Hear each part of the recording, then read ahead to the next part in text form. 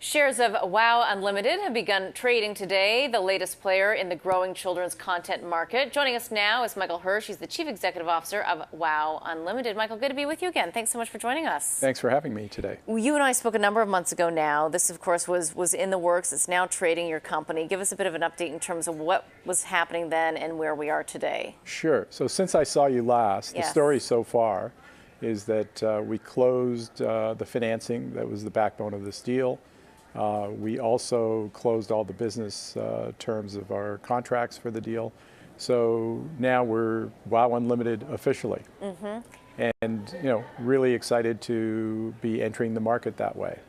What's next then on the agenda? Obviously this was, I'm sure, quite time consuming in terms of just getting this done, but what about the actual core business and growing it and how you're planning 2017? So what's been exciting about this particular business combination is that our industry received it very well, and we expect that it will drive a lot of growth both for Frederator and for Rainmaker, which were the two companies that we put together to make WOW. So what I'm finding is that with the addition of myself and Fred Seibert, who is also a great animation pioneer and maven, that a lot of people want to be in business with us. So, we expect that we'll show a lot more growth next year than we'd originally anticipated. What does that mean, a lot of people want to be in business with you? I mean, do you mean it from a content perspective, or do you mean it from a distribution perspective, meaning AT&T? Well, so we're in business with AT&T through the joint venture called Elation, which is a joint venture AT&T has with the Chernin Group. And they recently launched 10 SVOD channels as a bouquet of channels in the US. SVOD is subscription video on demand. And one of our channels, Cartoon Hangover, is a key channel in that group. And in fact, the most buzz, the most talked about show is one of our shows called Bee and Puppy Cat. We're going to be making more Bee and Puppy Cats. But what I do mean is that we're finding that companies that Rainmaker had been talking about as potential clients for new animation productions have sort of moved deals along pretty quickly to get them done. And we think that'll pay off. And then Frederator has found the same thing, whereas before they used to have to go to outside studios to get their work done. They now can do it themselves. So Amazon, who they have a show with, has asked them to produce the whole show, and that's a big change for them and improves their financial position for next year too. So we're just seeing that we've put the right people together, we put the right companies together, and there's excitement. It seems like, but there's a lot of pieces and parts to this in terms of core competencies and alignments. What's your biggest challenge? I would say our biggest challenge is staying focused on our key goals because there's so many opportunities. Right. And I think our other key challenge, is to get the two companies talking well together, integrated. And we have been spending the time since I last saw you doing that.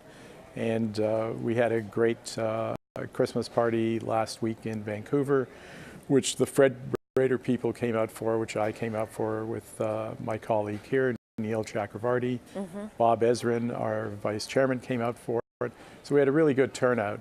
And, these are two companies that are going to really cook together. When you say that there's a lot of opportunities out there, what specifically do you mean? Do you mean in children? Do you mean in online? Give us a little bit more granularity in terms of really what's going on in the industry, because we're all always trying to figure it out. So kids remains a growing business. It's the companies that specialize in over-the-top streaming like Netflix and Amazon have found that. They have found that kids programming is the glue that keeps subscribers paying their bills every month. And that's why they spend about a third of their money on kids programming, which is actually disproportionate for the size of the kids audience. And then in terms of our company, we have a very strong presence in youth. So Frederator is the #1 digital animation network, focused pretty much on youth as compared to just kids. And so we have a lot of programming in our company for the youth audience, which is the hardest for traditional broadcasters to attract. And so I think there will be a lot of opportunity to distribute that program around the world, and I think there will be a lot of opportunities to make shows partnered with traditional broadcasters for that market. What is it that the youth are attracted to? Well, the youth are attracted to the fact that Frederator is not the same kind of cartoon that you would ordinarily watch on television. It's a little out there. So Fred is the person who produced Fairly Odd Parents and Adventure Time, and those are a little bit out there even though they're on traditional broadcast. He goes one step further here. So he's really speaking to that age group. They're getting it, and they want it.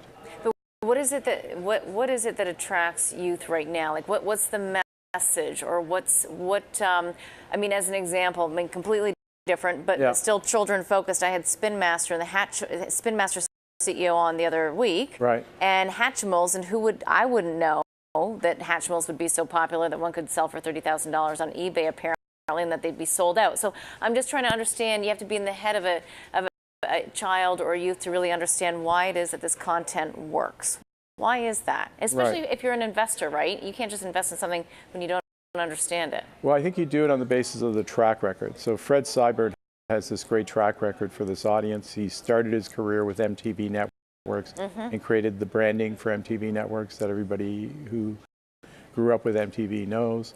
And this is an audience that he's been in touch with over the years, and he still gets it. And he's built up a staff that get it too.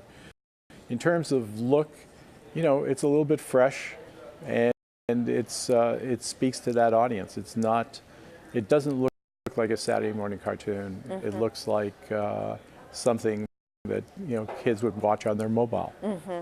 Last question before we let you go. I'm just wondering, with respect to everything else going on in the world, U.S. politics, this news, of course, that the Russian ambassador to Turkey has been assassinated. What's your view of the world right now? It's a very large question, of course, but I'm just wondering if you're maybe more optimistic, less, concerns from a geopolitical perspective. What do you think? I'm an optimist.